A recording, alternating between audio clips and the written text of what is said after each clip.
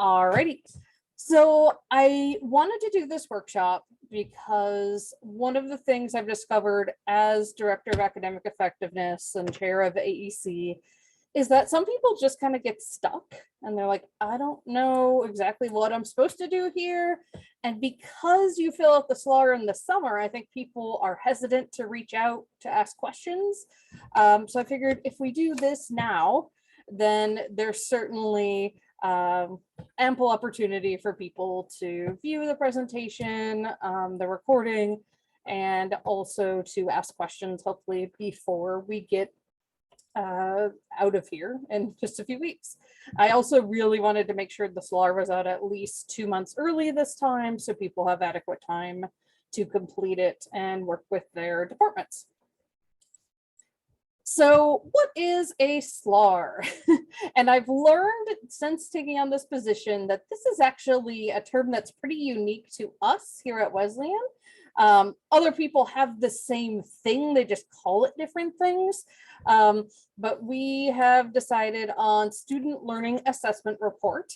And basically, our accrediting body requires each academic program that's a major. So if you just have a minor, that's not required, but each major to document this activity every year.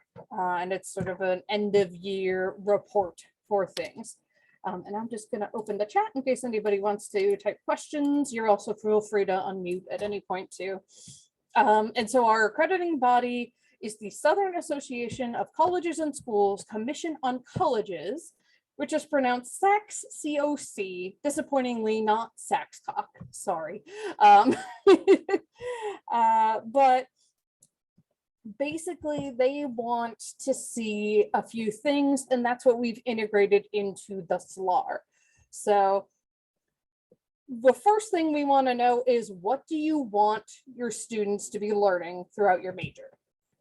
When they graduate, what should they know, or what should they know how to do, basically? And then each year you're reporting how well students are actually doing at learning those things. So this is sort of the way we describe it to students in our department when we tell them, like, we're going to be evaluating you now, is it's really to see how well we're doing at teaching, rather than like anything for a grade for them. And in fact, SACS discourages using only grades to be a measure of student success in this particular case. And then we want to use data there. And so there are several ways that departments use data in unique ways. And a lot of departments kind of do same things, rubrics for assignments, national exams, things along those lines. Then you want to talk about everything your department did this past year in terms of any changes you've made to your program, even if they're things as small as, we changed the reading in this one course because we didn't like it, right? So for example, one of the things that women's and gender studies are now going to be gender, women, and sexuality studies we'll probably talk about is the fact that 2 of us started using a new textbook because our old textbook didn't discuss trans or non-binary issues at all, which is problematic in a class talking about gender, right? So, and then everything you're thinking about doing in the future to better your program. And you want to give explanations for everything, and the SLAR is really set up to allow you to do that. The big thing that SACS always says is you want to tell your story. That this is an opportunity for departments to say, here's what's happening in our department, and here is, sort of what we foresee doing in the future to make things even better. So a big part of writing this, and this is something I mentioned at the fall workshop, is that you should think about who your audience is when you're writing, just like you would for, any type of professional writing you would do, right? So your audience is members of the Academic Effectiveness Committee. That's who reads it. We randomly assign each SLAR to 2 people who are not associated with your major. So like I would never review psychology or women's and gender studies, for example. And then they fill out an evaluation form. So we kind of have a rubric for your rubrics, if that makes sense. And then we discuss it at our big annual meeting in the fall, right before the semester starts, that we call SLAR Fest. And then the only other people who might look at it are members of an external review board from our accrediting body. So we just went through our 5-year review. We just submitted that. And so our 10-year review will be coming up fairly soon, sooner than we think, in terms of getting everything ready, right, for reaccreditation. So they will be looking these over, and they'll come to do a campus visit at that point. So what does that mean? You want to explain things that someone outside your department or discipline might not understand. So we will get beautifully written SLARs, but in lingo that like I might not understand for something like a humanities discipline, or someone in the humanities might not understand for something in the professional school, right? And so you want to explain what terms mean that might be jargonistic. And if you're not sure, like, could someone who's not in my department understand this? I always do the like friend or spouse test. So like anything I submit professionally, I usually have my husband look it over for me just for like typos and does this make sense, not knowing my discipline, essentially. So, you know, just giving it to someone to skim and be like, you know, can you follow this? What do I need to explain? This is a big one that I've been guilty of in the past when I was sharing a department. You can't use the SLAR as an attempt to get additional departmental resources because, again, the members of the Academic Effectiveness Committee are who is reading it, and we don't even have our own budget, so we can't grant you additional money. Administrators like the VPAA rarely, if ever, read the SLARs. Again, the only time they might is when they're putting stuff together if something's missing. So again, the big thing is explain it so that someone outside of your discipline on the Academic Effectiveness Committee or on that external review board knows what you're talking about, and tell your story. So this is, again, as I mentioned, their biggest emphasis. And it just means explain things. You know, we are all going to have years where our data just look awful compared to previous years. And you look at it and you go, what the heck happened? How are we only at 40% on this, you know, area where we've always been like 60% or better, right? All COC wants you to do is explain why. If nothing's really changing, they want you to explain why. You know, oh, we're maintaining. For something like, why does it look awful compared to previous years? Look at disruptions like COVID, right? Or other things that may have come up. And if all your majors are suddenly excelling, then your explanation gets to be more fun. Oh, we've made these changes and they're really helping. Or, you know, our faculty is really great in our department, things along those lines. And it's even better if you can tie those explanations to your assessment data. And you can say, hey, this is showing us this is not.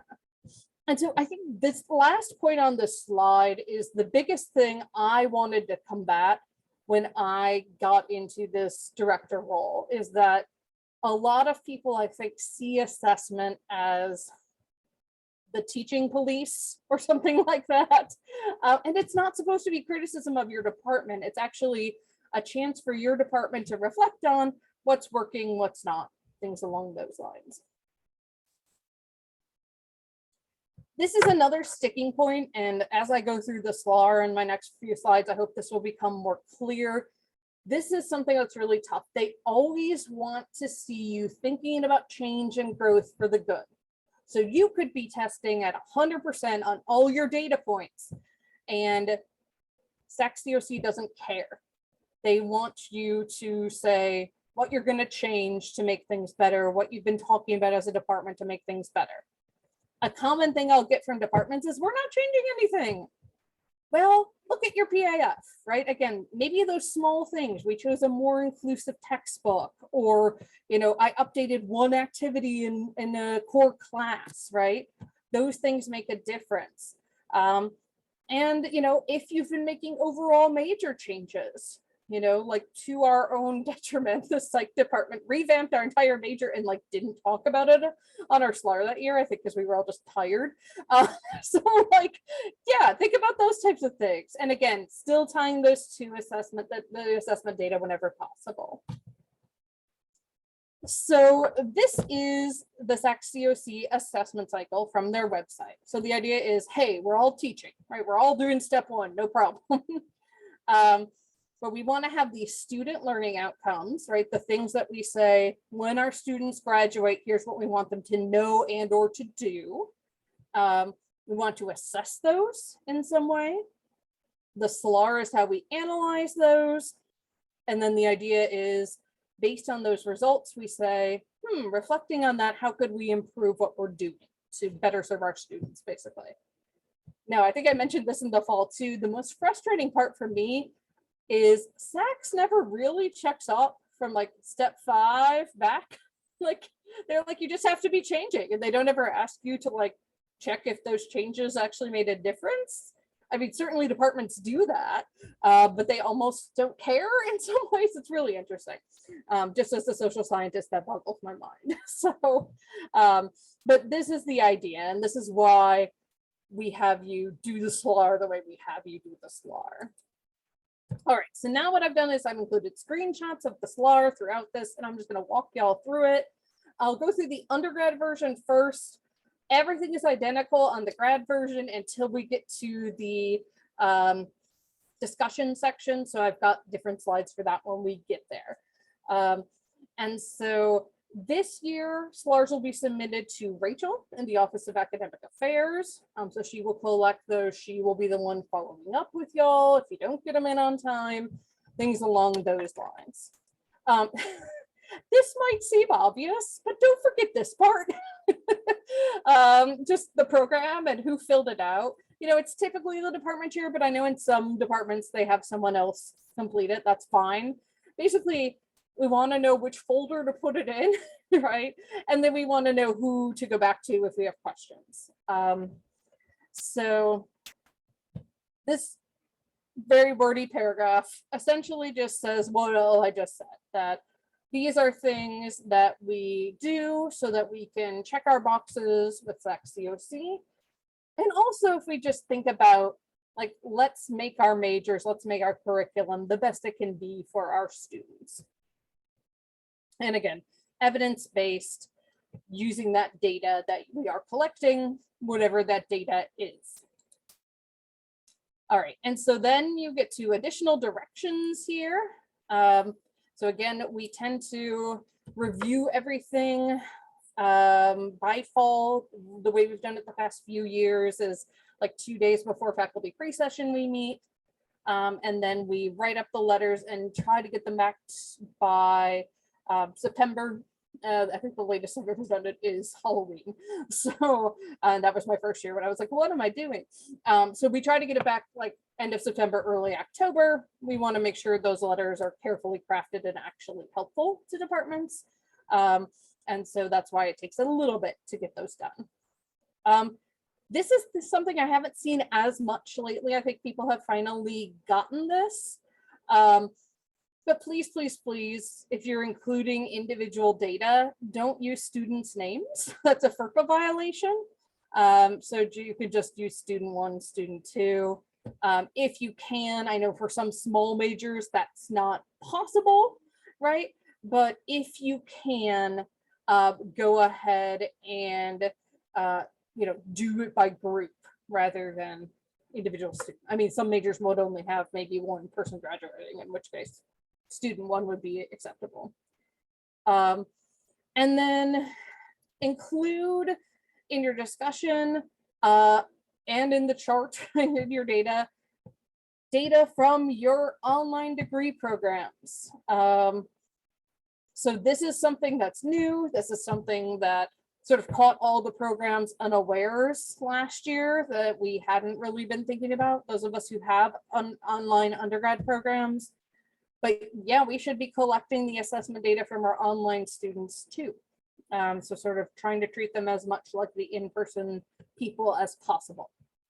And so I know, for example, I worked with some departments this year to just include in their SLAR like a plan to do that for this academic year. But yes, SAC says we should be treating the online students the same as if they were in the day program and looking at that data. All right, so probably the most useful at a glance part of the SLAR is this overview table. And so what you do is you list all those program learning outcomes, or PLOs, we call them sometimes. And so you complete this every year. So this is, we've been trying the past few years to really keep the SLAR as consistent as possible, and certainly this table consistent as possible. So you can just kind of copy paste from last year's and then update. So each year, and again, once you have your department's template, they should just be there, list all of your program learning outcomes, even if you're not assessing them all that year. We've had some people turn in the past SLAR that only has like one PLO on it, and we're like, we're pretty sure you have more than this, right? So just list all the PLOs, even if you're not discussing them that year, even if you didn't measure them that year. So for example, in the psych department, there's some knowledge things, we can alternate years, but they're always listed in this table. And then the second column is where you talk about which ones you're going to talk about.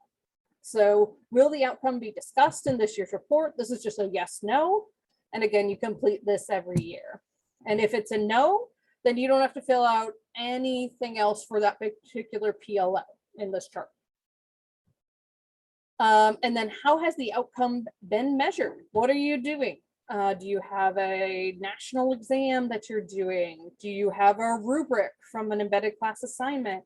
Do you have them do an oral exam? Did you make up a departmental exam, right? Things along those lines. And so for each, and these you would like, sorry, I misspoke. You would keep these each year. Again, you're going to have these filled out from the previous year. Those just stay. It's these last two columns that you skip. If you didn't assess that, I apologize. But this basically tells us, how are you assessing this, right? And it can be qualitative. It can be you're talking to students about things. What is the benchmark threshold established by the program? And so, you know, this might be, we want all students to score a 4 or above out of 5 on our rubric, or we want them to score at the national average on this exam we give. When I first took over the psych department 6 years ago, before I rotated off, Rich came to me and he was like, you guys set your thresholds really high and you don't need to do that. Like, you're kind of doing yourself a disservice. So, you know, be really thoughtful here about, do you want your students to actually be better than most people in the nation, or do you want them to be, you know, about where grads in the nation are, that type of thing. And then these last two columns is what you fill out for the ones you assess that particular year. So how well did students achieve that threshold? And what helps us the most is if you report number or percentage. So 7 out of 10 or 70% of our students met this benchmark. And so that can be really helpful. And then how does that compare to trends over time? And again, this just sort of assuming you've been using the same assessment methods for several years. And it can be something as simple as sort of it tracks with what we've had the past few years, but sometimes it'll be like, this is much better, and that's awesome. Or sometimes it'll be like, this went down, that's not great, right? And again, that isn't going to get us unaccredited. All you have to do is explain why that happened. So for the table, you want to complete every column for the learning outcomes that were assessed that year. List all learning outcomes every year. And they should be things that are accessible. So sometimes people have like had questions and it's sort of like, well, I don't really know that that's an accessible thing. Or sometimes departments have had really vague statements and it's like, how are you actually testing that? Right? So you want to actually have them things that map onto what you're assessing.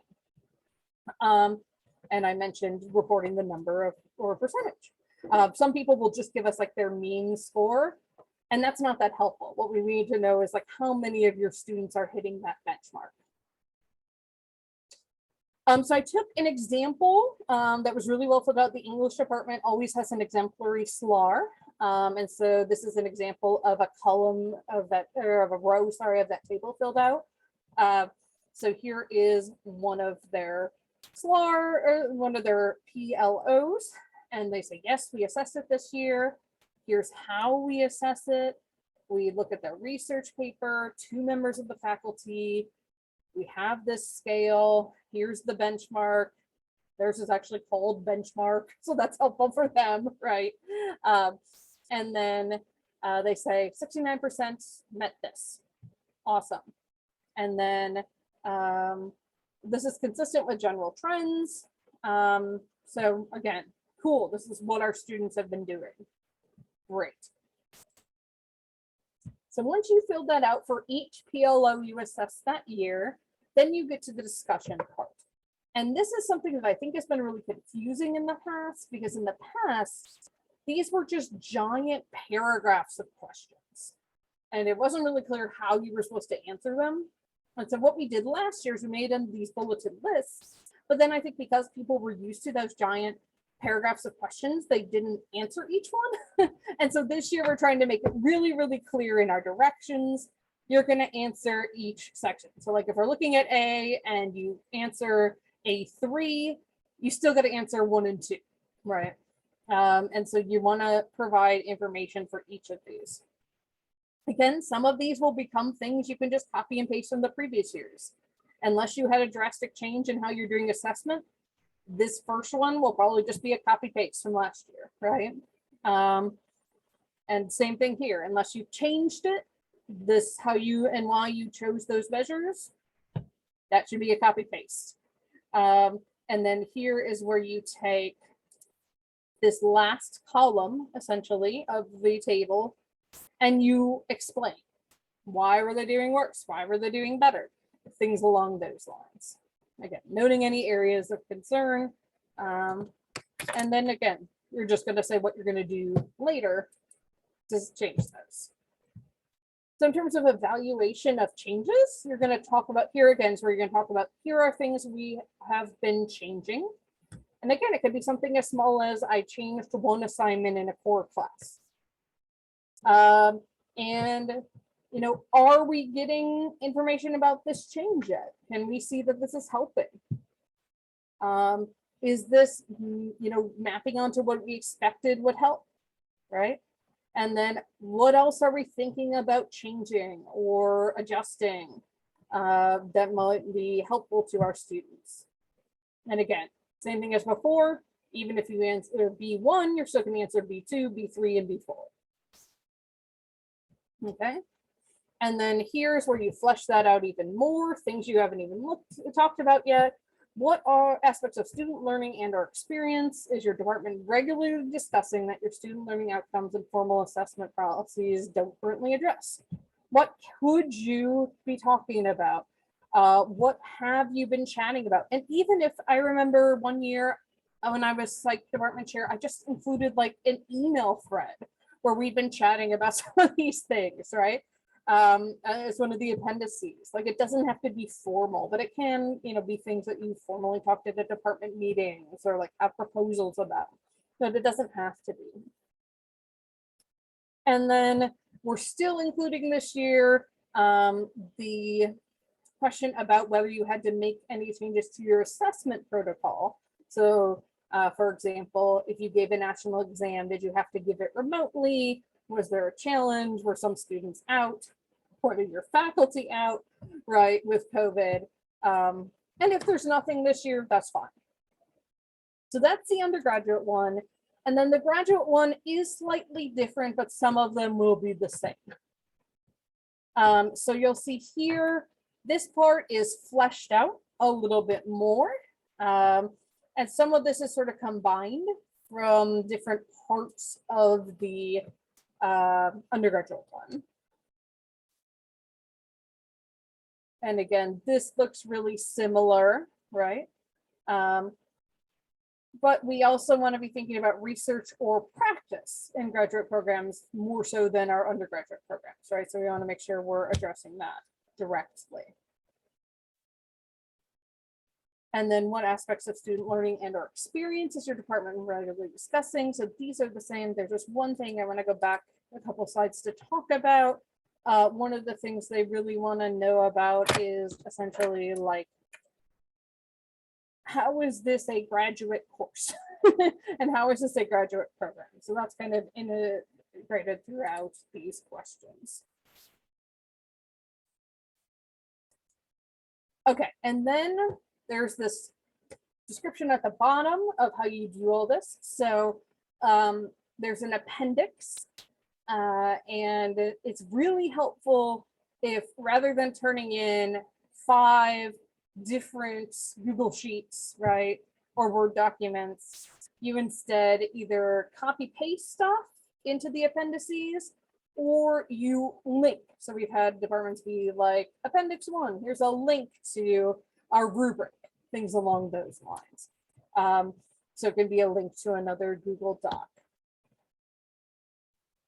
And again, we just have a reminder here, don't violate FERPA. Please, please, please. All right, and then these are instructions that those of you who do fill out SLARs got in the email when I distributed them.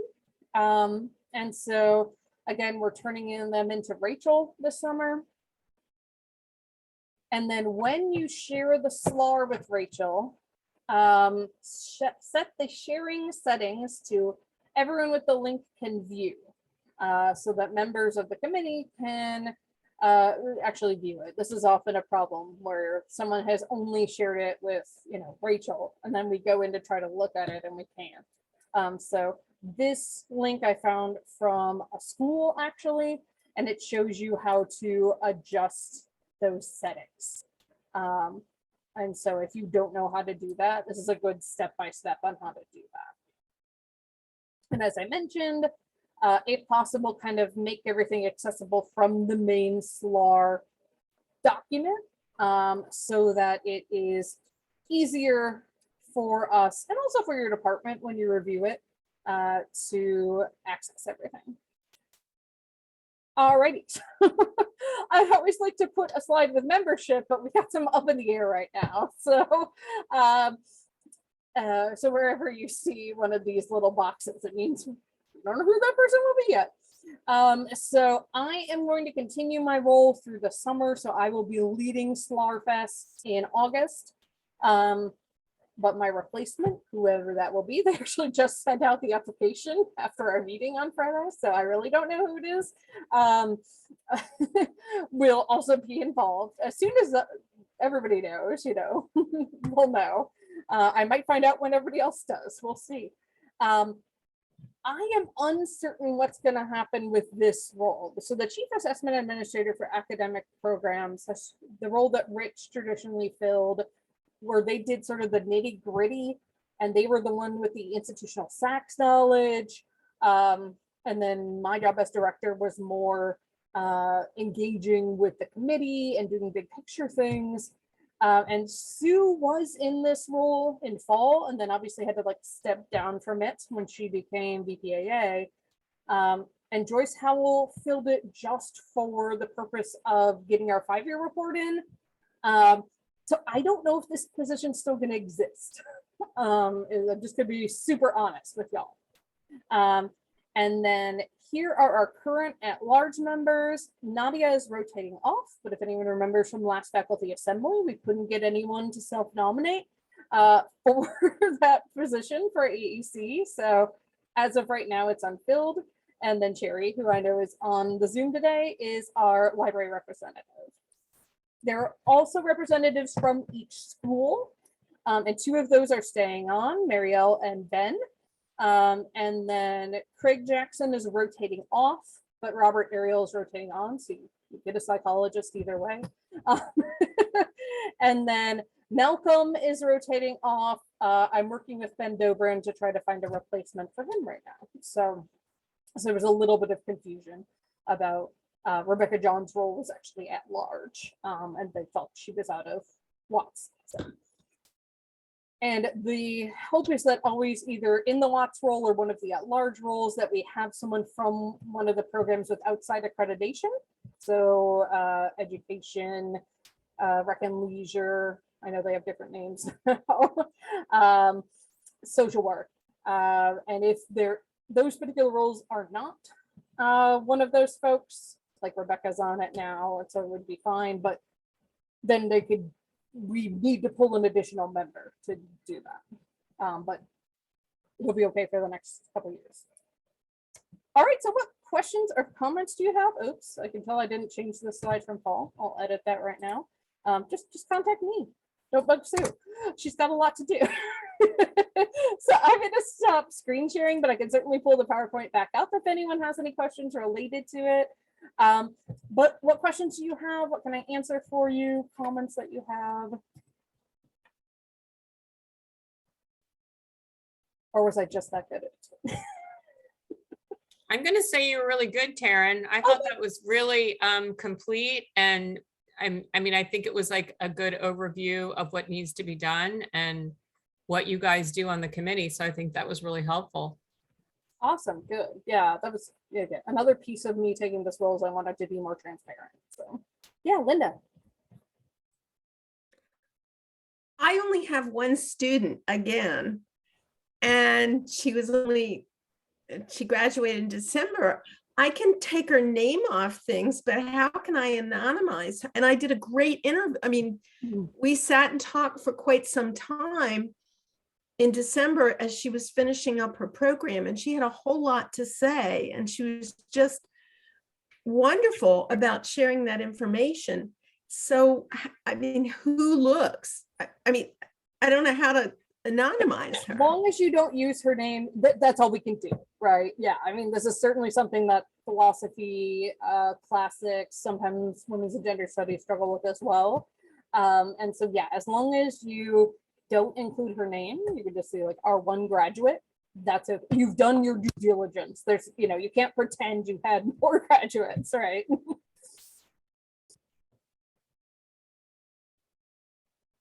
Any other questions?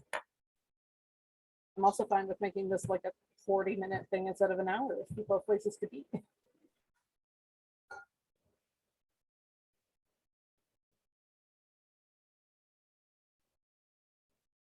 right, well, here's what I'm going to do. I'm going to go ahead and stop the recording.